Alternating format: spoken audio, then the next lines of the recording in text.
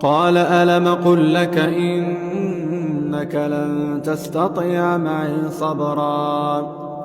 قال إن سألتك عن شيء بعدها فلا تصاحبني قد بلغت من لدني عذرا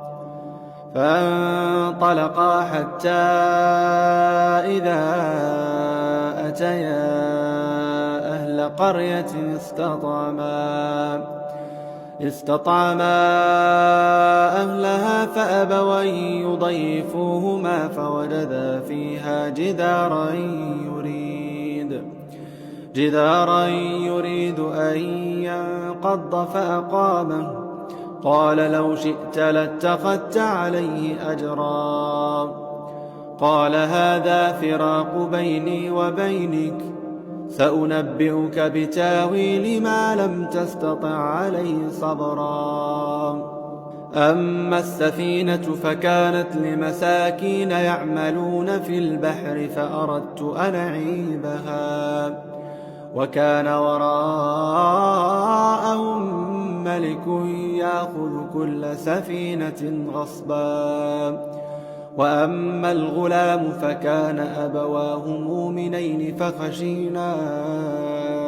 أن يرهقهما طغيانا وكفرا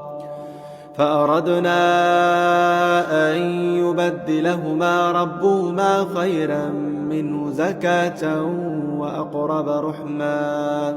وأما الجدار فكان لغلامين يتيمين في المدينة وكان تحته كنز لهما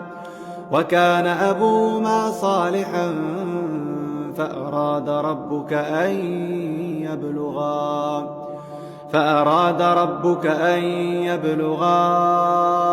أشدهما ويستخرجا كنزهما رحمة من ربك وما فعلته عن أمري ذلك تاويل ما لم تسطع عليه صبرا